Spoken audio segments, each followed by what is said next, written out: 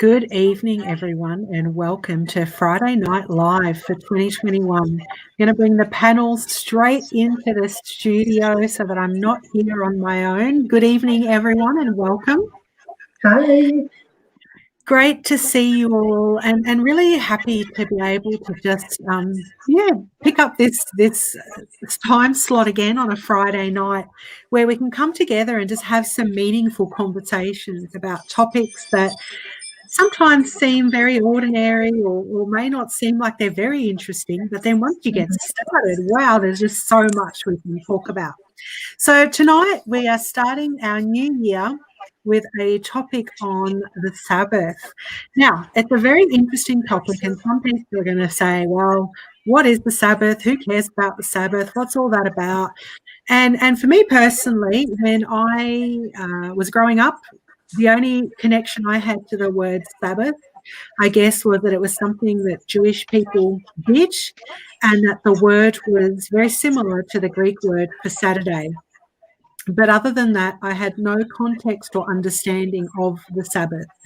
And when I first met a Christian who went to church on the Saturday and she told me it was her Sabbath, I was incredibly confused. I'll be honest. I had never heard of Christians, going to church on a Saturday. This was a completely new idea to me. And I had never heard of Christians referring to this Saturday, this going to church on a Saturday, as their Sabbath. And so I realised that now it's been a number of years since I found out this information, and I myself am attending church on a Sabbath, on a Saturday. But I realise there are so many people who have never heard of the Sabbath or of Christians going to church on a Saturday. And so that's why we're going to have this conversation, because I think it's a wonderful, beautiful topic. And it actually is a picture of an amazing God who has given us a gift. And so let me open up the conversation, and I would love to know about your, experience or first understanding of the Sabbath, and you may have always known about the Sabbath, or it might be something that you discovered a bit later in life. So yeah, who wants to go first? I'll share a bit of a different story to yours, Sylvia. I'm generational Christian, and I've grown up with a Sabbath. So my experience is somewhat different to, I guess, what others have been. But for me, there's nothing else. I've grown up with Sabbath. That's it. There's no. I don't know what life is without Sabbath. You take it the way you want it. Some people might say yay. Some people will go, no, poor you. But I've had my ups and downs. I can share later on, but briefly, I've had my love and dislikes of the Sabbath, and it's just been a quite an interesting journey. Well, Jeremy? Well, like you, Diego, I grew up with the Sabbath, but my family or extended family, basically before I was born, worshipped on the main day that people worship on, which is a Sunday. And so my experience has been an interesting one, because both sides of my family, and I don't necessarily mention the religion that they belong to, but both sides saw me as quite odd. When we went to church on Saturday, they thought we'd grown two heads. What's wrong with you? And so that was quite interesting to go through. And but no, it was quite a strange setting. But for me, I guess if I'm talking about my experience with the Sabbath, I just love the fact that I get to chill. And maybe we'll talk about that a bit later. But one thing with my relatives that do their day different to the day I go, they basically will go to church on the day for maybe half an hour or so, and then get on with the rest of their day, whatever is going on. Whereas the Sabbath for me is quite different, and for some people it might be the same. Yeah, thanks. Well, growing up, I actually grew up Methodist Uniting, and my parents would take me to Sunday school, and we would have, go after we had Sunday school, we would go to the church service and listen to the sermon. But I'll never forget one day when I was about 7, I was sitting in on the sermon, and the minister told us that that we are to keep the 10 Commandments of God, and that he proceeded to inform us of what had happened in history, and that he kept the biblical Sabbath from Friday evening to Saturday evening, which was on Saturday, and that in history that it had been changed, and with the Emperor Constantine and all of that, and it had become a tradition of man, but it actually wasn't what the Bible, wasn't biblical, this change. And I was so shocked. I just could not believe it. And after we left the service, because I was mortified, I thought, oh my goodness, we've been going on the wrong day all this time. I looked at my parents and I said to my mother, so now that we know it's really meant to be on Saturday, are we going to start going to church on Saturday now? And I'll never forget, my mum said, well, it's been a tradition that for a very long time now that we go on Sunday. So that's just what the tradition is now. And so that's, we'll just keep going then. And I remember thinking, I thought that was I didn't buy it. I thought this is not good enough. I thought, I love God. And if he wants us, if he made it Saturday, that's the day we should go. And recently, it was my birthday yesterday, and my daughter bought me a present, which was, I'm a cat lover, and she bought me these little. 2 years ago, when we went into this shop, I saw these little measuring spoons, which were in the shape of a cat's head, and she bought me those that she saw 2 years ago when we went to a shop. My husband said, no, you're not getting that. But she remembered, and she made it her business to get me what she thought I liked. And I was really touched, because I thought, when you love someone, you make it your business to know what it is that they want and the way that they want to do it. So that when you can show your love to them, you'll do it exactly the way they want it done. And I think that that's what the Sabbath is about. It's about at the basis of our relationship with him. It's a basis of us showing our love to him, because he made everything on earth for us to enjoy before he even created us. And then he just sat back and rested on the Sabbath. And I thought that was so beautiful. And then we can finally just be with him. That's right. Yeah. It's like when you cook a recipe and you do all the work and you cook it all up and you go to all the trouble to do it, and then finally you get to the stage where you can just sit back and let's all enjoy this together. And he was like that with the Sabbath. He made everything beforehand for mankind, and then so we could just sit back and enjoy everything he'd made together with him. Yeah. Karina? So yes, growing up like Diego, I was born in an Adventist family, and we always observed the Sabbath. And as a little child, it was all about obeying God's law. So making sure we don't sin, because it's part of the 10 Commandments. I'm talking about when we were a child, how we were thinking. We didn't really understand the concept of the Sabbath and why God instituted that day specifically, for what purpose. Because our parents would tell us, make us sing songs about the Sabbath and go to church, and so it was more about do's and don'ts and making sure we're following God, so we're not sinning.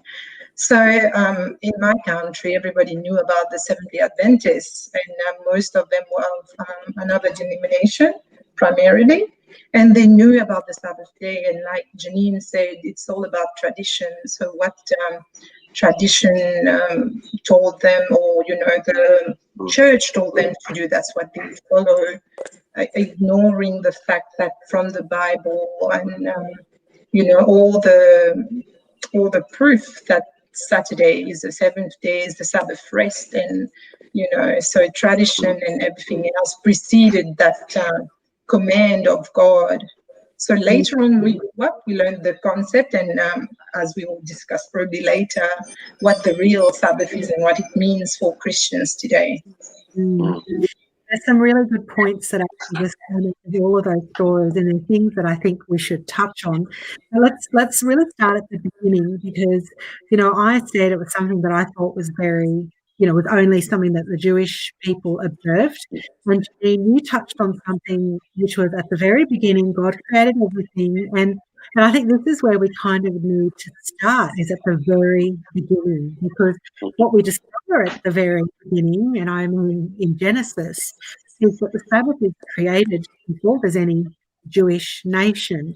And so maybe I can read from Genesis chapter 2, and I'll just read verses 1 and 2, and we can just have a brief discussion on this idea that, why is it that so many people think that the Sabbath is only related to Judaism when the Bible actually establishes a Sabbath?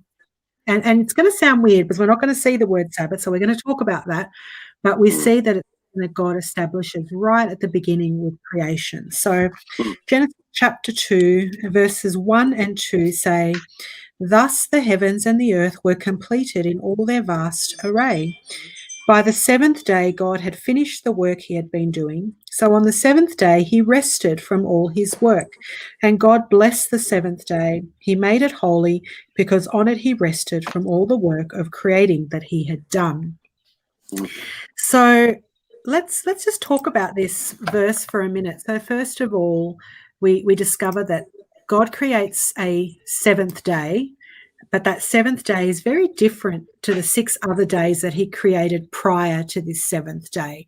On those other days, there was a lot of activity and creation going on. But on this seventh day, he stops, he's finished, and so he rests, and he says this day is holy, and he blesses it. So what does that actually mean? What do those things mean? Oh man, for me, I mean, when I read those verses, it's interesting the point you're making there, Sylvia, because typically when this particular subject will come up with regard to the Sabbath, in fact, most times when I tell people I go to church on Saturday, the first thing they ask me is, "Are you a Jew?" And I say, "No, I'm not a Jew." "Well, why are you going to church on Sabbath?" they ask. But it's anyway, qualifying that concept in that verse there, it says seventh day. I love the fact in these verses, and you may notice I'm a numbers man, but I love the fact that it says it 3 times, the seventh day in these verses. But the fact it doesn't say the Sabbath, and people go, "See, it doesn't say the Sabbath." But if you go and qualify this one in Exodus 20, verse 8 to 11, where there's actually a commandment, it does then go on to say the seventh day and then refer that interchangeably with the word Sabbath. But in terms of what's going on there, it seems that God has set this day aside for rest and made it holy. That's what the verses are sort of saying. So I'm gonna actually tell you that this verse, if we were to read it in ancient Hebrew, the word Sabbath does appear. Now, I don't know if you knew that, but the word that is used for rested, God rested, we could have said he Sabbathed, because the word that is there is Sabbat, or, so Shabbat. The word Sabbath is really to rest. And so our English translations tend to write, he rested, because I guess Sabbathed may not be a real verb, I don't think. But really, that's what God did. He Sabbathed. He Sabbathed on the seventh day. Diego. Yeah, and going on that, Sylvia, it's. I think there's also a bit lost in our modern understanding of what rest is. Rest is not particularly going to sleep at night. I mean, it is that, but it's not just that. And there's so much nuance behind this word, and it gives you, when you do sort of read in the original text, it gives you this sort of understanding of resting, sort of like, I guess an example would be the way that when you go back, say, to your parents' house, and you sit down on their couch and you rest. you know, or you go to a friend's house and you are at rest because you're with your people and you just feel comfortable. There's a level of comfort and a level of relationship with whoever you're with. And this is the type of rest that the author is alluding to. It's not just it's like an inner rest, isn't it? It's like a heart rest. That's right. It's a peaceful rest. It's like, you know, you're okay. You're satisfied. Karina, I saw your hand as well. Yes, I read somewhere that there's two words. It's Sabbath and New. I'm not sure I'm pronouncing it properly. And how Diego was describing before, it said that Sabbath is actually stopping work, like, you know, when you're clocking out at the end of the day. And New work is that notion, like Diego said, of being with someone you love in front of a peaceful river, or just like in a garden, and actually just draining out all your worries and all your stress and everything that's on your mind, and just, you know, just imagine yourself in a peaceful place with someone you love. So that's the idea of Sabbath and York. So stopping your work and just getting rid of everything else and just resting peacefully in God's presence and just enjoying God's company. You know, so it's just that beautiful aspect of rest. Yeah, definitely. Janine, before I throw to you, I just want to ask, for those who are viewing at the moment, because I'm going to ask a question of the panel in a minute. This passage also talks about the seventh day, and I want you to put your answers in this comment screen when the seventh day is, and we're going to talk about that next. But Janine, I want to, I'll pass over to you. Well, I was really, you know, I found it fascinating when you said that the actual Hebrew, in the Hebrew language, that it actually does say the word Sabbath there for the seventh day. And that was the interesting thing. See, although I have an English background, my husband's Greek. And when you're in love, you just want to, you know, I wanted to learn his language and do all that. So I went to Greek school, and I was really fascinated to find out that the original Greek language had every day of the week, you know, was a number, and that, but Friday, although Thursday was the fifth day, and the other days had numbers, Friday, Periaskivi meant to prepare, and Sabaro meant the Sabbath, and in 105 languages around the world, they actually do on the Saturday. I know it's hidden in the English language, so we're quite not aware of this, but they actually, they, you know, it's been lost in our culture maybe, but they actually are quite aware that, you know, where does that derive from? It all comes from creation. So although we're many languages and many people, we've all come from the one blood, the one origin. And time has affected some languages, but not all of them. Majority of them still have Saturday as the Sabbath. And so that's why I found it fascinating that you said, that Hebrew. Yeah. Well, as you know, panel, my background is Greek, and my whole life I've known the days of the week, Janine. So the Sabbath was never an issue. When I heard the Sabbath as Savato, yep, not a problem. I've got that. But it was only recently that I really stopped to think about the days of the week. And it only just hit me that Monday was the second day, that Tuesday was the third day, and that Friday I had to look it up because I was like, well, what does that word mean? And sure enough, it was a day of preparation. And I thought, wow, my whole life I've known these words but didn't understand what they meant. So that's in Greek. But what about in other languages? I mean, does it translate in other languages? Is Saturday the Sabbath? Yes, it certainly is, and 105 of them. In other 105 languages. I found out this week that it actually is Sabbath in their language. So, well, Diego, you speak Spanish. What is it in Spanish? Yeah, no, Spanish is pretty boring, I think. it's pretty much like English. It derives from the worship of the different planets, and that's about it.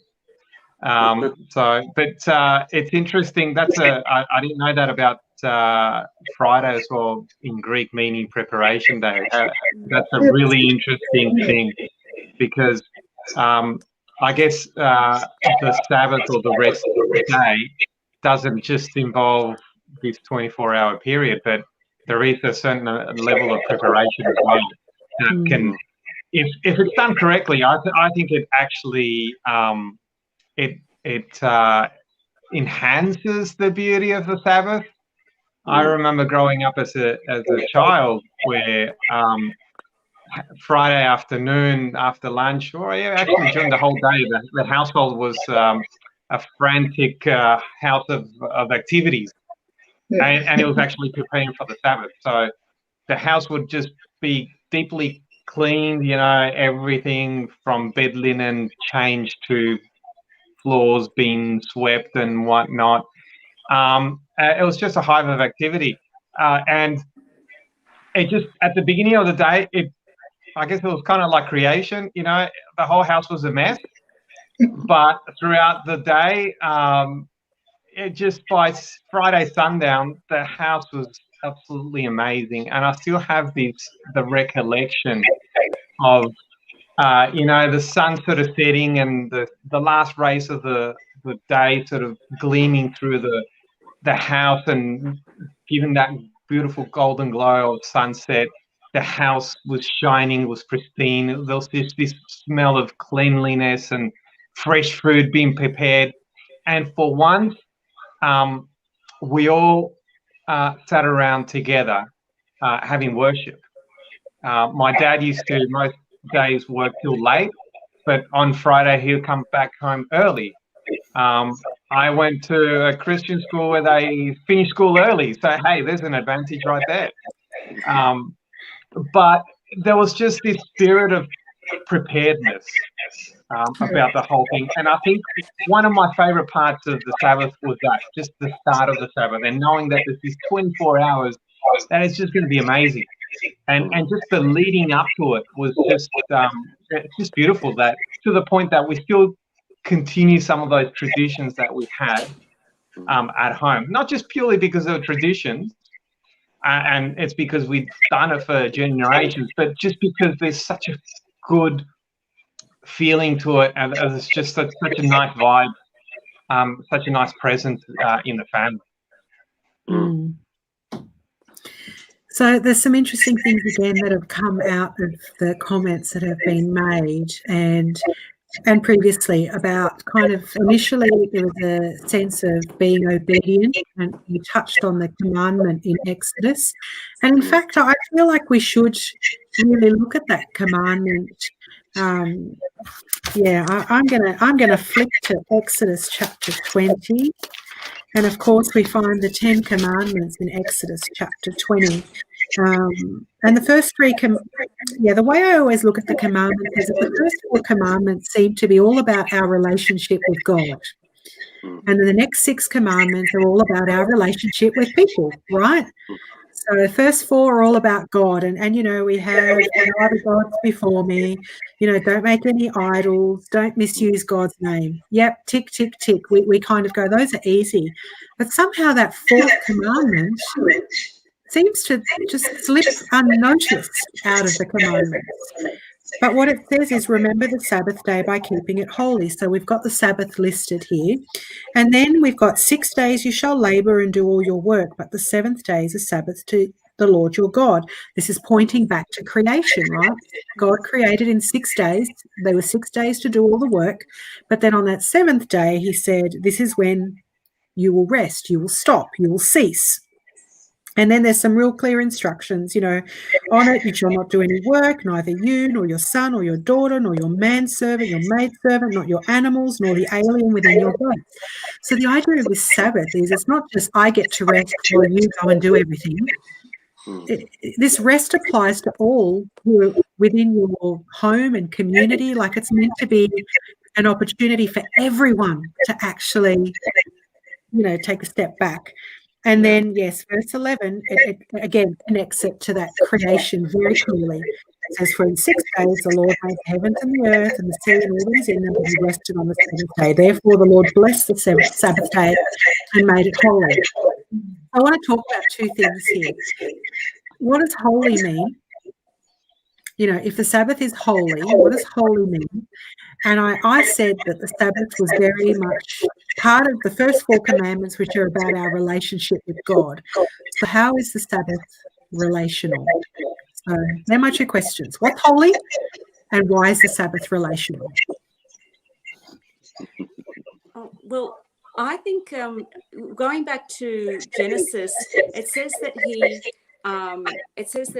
hallowed it. So to me, holy is he said it. He made that day holy. It doesn't say that about any other day. It only says that about the 7th day, the Sabbath. So he, by him resting on it, he was the first one to rest on it. And he is our example. And by him doing that, he is the one that made it holy. He is the one that set it apart. He is the one that said, this is the day, like this is the day that is the holy day. He didn't say that about any of the other days. That's what really stood out to me when I was 7. I know that sounds funny. It's about 7th day, and that I found out it when I was 7. But yeah, I just, and I love how it's also for the stranger. It's not just like in the beginning that says it's for mankind. It doesn't say they weren't Jewish back then. There was no Judah. It was for mankind. But I love how it says for the sojourner that's within your gates, or other versions say for the stranger that's within you. So it's not, it's actually for all mankind. And because we've all been created by him. Every one of us have our origin in him and our creation in him. So yeah. Yeah. Great point, Janine. Thanks. Jeremy? You did mention the other part being relational, and I think we've all sort of referred to the fact I always tell people about the Sabbath, and I tell them how I can spend time with my family. And these days, time with your family or just time away from all the distractions this world has is valuable. It's amazing.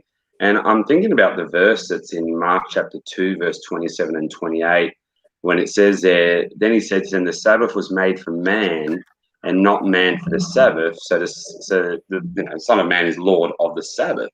And you can turn to that verse. It's in Mark 2, verse 27 and 28. And I think right there and there you see from that verse that God's intent with making the Sabbath wasn't just about making a rule. I think someone said before we thought it was all about rules, but it was about actually giving us a gift.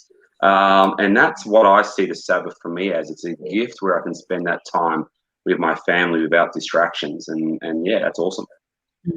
Diego? Yeah, I think there's a couple of things that come into my mind. And first of all, if it was just a rule that God made to begin with to obey, then my question would be, why just the Jews? Why do they get to keep the Sabbath, no one else? Second of all, if it's just a rule, why didn't he just make another rule? What's the point of that? Why don't you just get them to pick up rocks and move them from one place to the other? You know, I mean, it's just so arbitrary. So I see that, first of all, especially now that we live in a sinful world, Sabbath is a safeguard. And it is also, like you were touching on, Sylvia, the relational side. It really is. I think it's the point. That's the point of the Sabbath. Yeah, and that was initially, even when sin hadn't occurred yet. That was the point. It's a relational thing. So, well, when you love someone, don't you want to spend time with them? Well, yeah, that's right. And so Exactly this is right. this is the whole idea, is that we can get really busy during the week, and I think God understands that.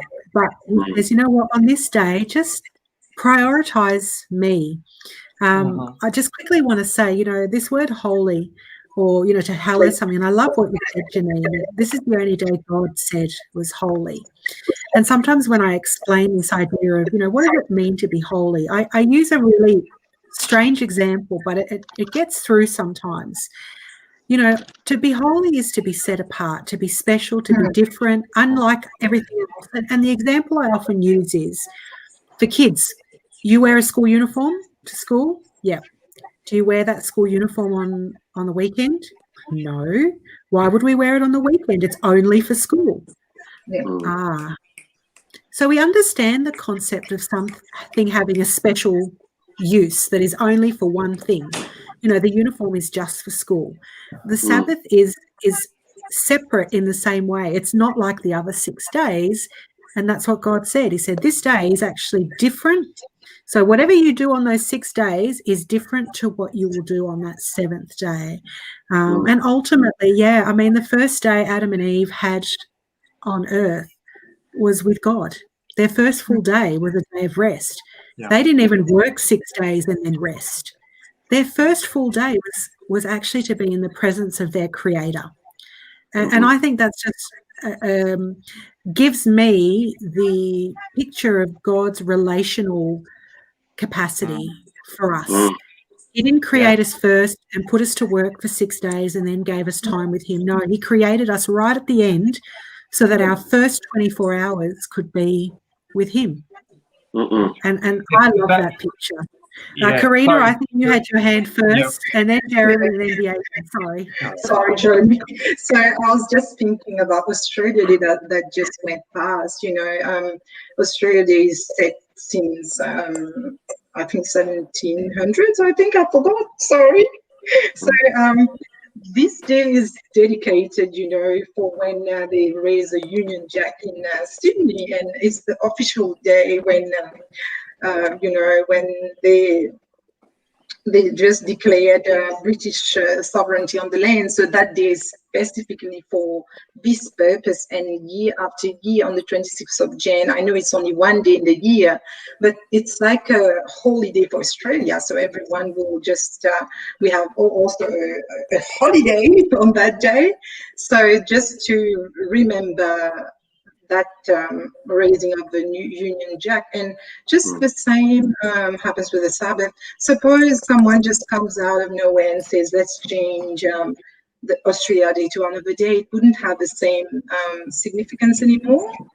Like, you know, everybody remembers that day as specifically when the Union Jack was raised. And if you changed it to another day, it wouldn't have the same meaning, if you know what I mean. So the Sabbath day as well, it's just that day where God decided this is the day where I want men to rest and to be in communion with me. And our fundamental belief says that the Sabbath is the symbolism of God's character and his grace, but it is also a memorial of God's creation.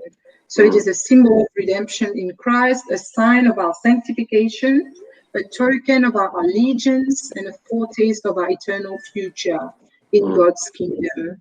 So, yes, just that notion of that special day dedicated for this relational experience with God, and, you know, just admiring his work and resting on that day.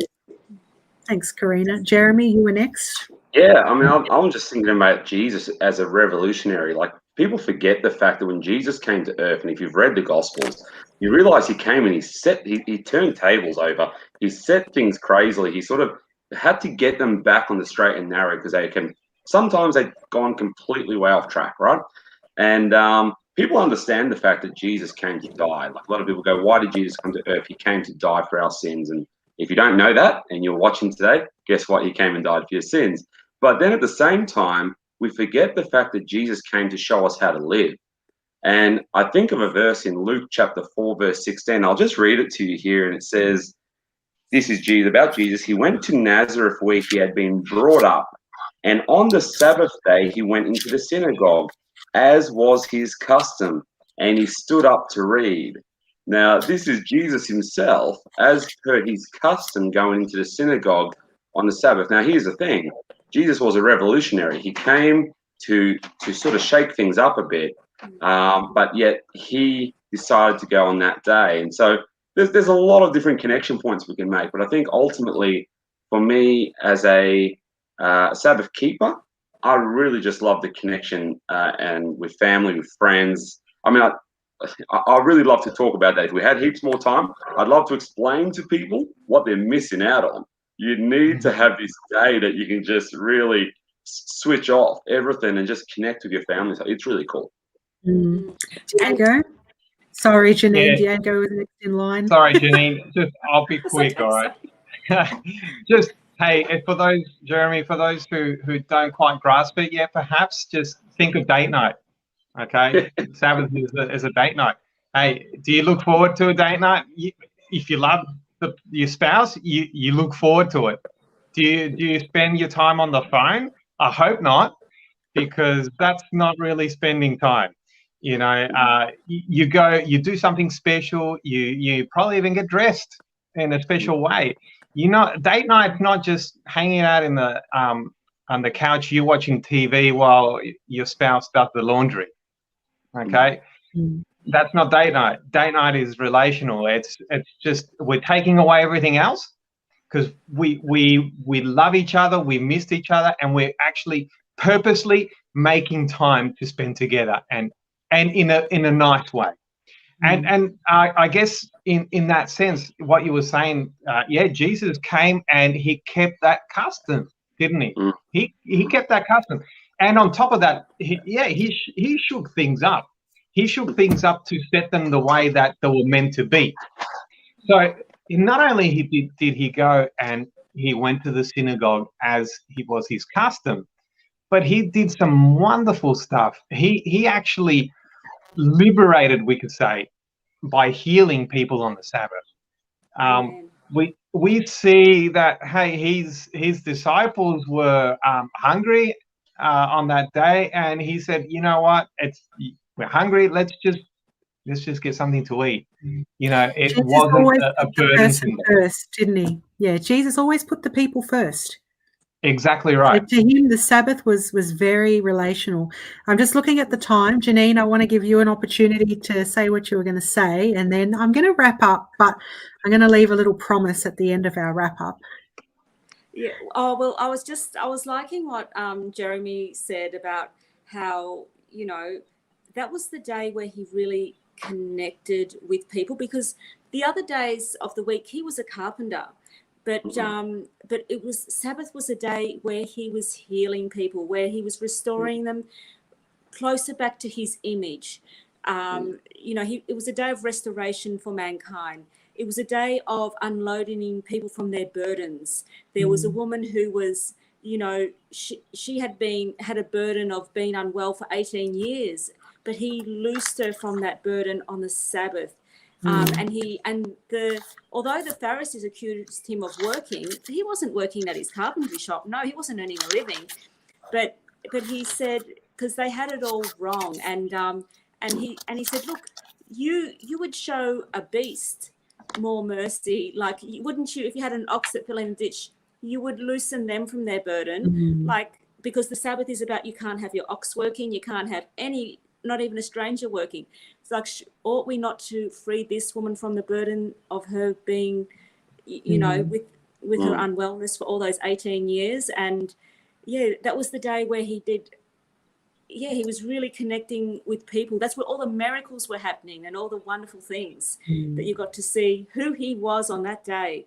Because that's why he said there was only one day he said he was Lord of, and that was the Sabbath. He said, I am Lord of the Sabbath. Amen. Didn't say that about any other day. Yeah, so true. And Janine, that story that you mentioned is one of my favourites in Luke 13, of this woman who's been crippled for 18 years.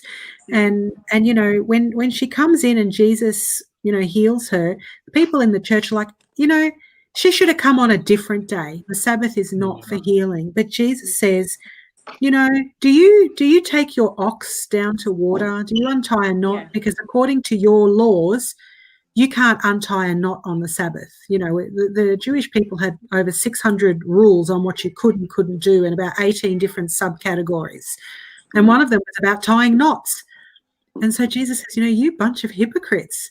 You're willing to untie a knot, to take your ox down, to give it some water, and you don't see that as breaking the Sabbath. But this woman who has been tied in a knot literally for 18 years, you don't want to give her that mercy.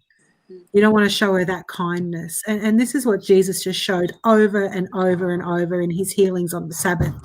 He would often heal someone on the Sabbath, and the Pharisees and the scribes would conspire to kill him on the Sabbath. And I find that quite funny, that here is Jesus offering life and healing and restoration, and yet these people who are condemning him for breaking the Sabbath are going and trying to destroy and kill a life. Anyway, that's a sermon. You'll have to tune in a few weeks. Maybe that's what I need to preach on. But I know we need to finish up for tonight, and I've just really enjoyed this conversation. And I recognise, of course, that when we have such a beautiful topic, there are so many things that we could say. And of course, it's a topic that needs more discussion, because, of course, many people are going, yep, that's really interesting and that's really nice, but why should I go to church on a Saturday? I'm really happy in my Sunday church and it's all hunky-dory. And so I think, you know, we need to carry this conversation forward, not tonight. So if you're watching or tuning in, then next Friday night, here is our plug. We're going to continue this discussion, and the discussion will look at, I guess, the history and development, and why is it that most people actually go to church on a Sunday? What happened? What changed? And why is it that actually most people, like I didn't know, don't know anything about going to church on a Saturday? And why is it that when we do hear about it, it can be a real challenge to our long-held traditions? You know, oh, well, I can't stop going on a Sunday now. That's what I've been doing all my life.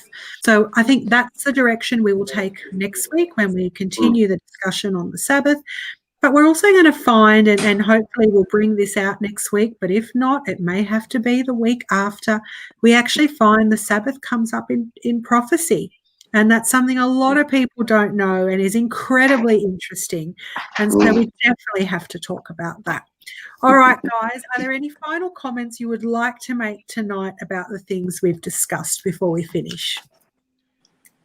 Well, yes, I definitely want to tell everyone, enjoy the Sabbath. I mean, because that's what I want to do after this. I'm going to put my feet up. I'm going to have a hot drink in my hand, and I'm going to be enjoying my Sabbath. So if you want to enjoy it, you want to test this idea, disconnect, put your devices away, disconnect from work, disconnect from all the different things that worry you. Just take a day and see how you feel after that. I reckon you might like it. Yeah, and I also highly recommend it too. And I did want to add that I recently found out that the beavers and the bees, they did studies on them. Like we all have you call it circadian rhythm, and they found out that we actually do have, you know, a 7-day cycle biologically, and the beavers and the bees, they've studied them. They actually rest on the Sabbath, on the Saturday. They've studied them. The beavers would come out every other day to, build their little walls, but they didn't come out on the Sabbath. And every week, without fail, that's the one day that it didn't come out on. And the same with the bees. And so, and there's a little text in Job that talks about that. It says, ask the fish, they know. Like all creation, they know their creator. And I just found that interesting, that even in nature, you can see, you know, that there is a Sabbath, and we need that rest. Oh, we sure do. If we get sleep deprived, we cannot function. Yeah, and like Jeremy was saying, I'll encourage you. I'll second what you said, Jeremy. Go and enjoy the Sabbath. Switch off, and like you said, just get rid of all sorts of distractions, any technology, any news feed, anything, any work or anything like that. And if you don't feel comfortable going to gather with a church community, go out in nature. Nature is a wonderful place to connect with God. Just go out on your own, or go with your family, go for a walk in the forest or down the beach where there's not many people around, and just bask in nature. Enjoy the gift of time. Yeah, I love it. And this is what the Sabbath is. It's an invitation to step into a little pocket of time that God has created, where we can pull away from the stress of the world and be restored in his presence. And that, as you said, Diego, I love that. That can be done in nature, in church community, in our family, but ultimately God says, here is a little gift of time so that you can recharge and be ready for the next 6 days. All right, team, thanks so much for a really good discussion tonight. The time has slipped away and we've probably gone longer than we should have. And I would invite all of you now to just go and step into the Sabbath and enjoy. For those who have tuned in tonight, we thank you for listening. Feel free to share this with your friends. And for those who might stumble across this at another time, if you have any questions, then please send us a message to our Facebook page or our YouTube page. We'd love to connect with you and help answer any questions.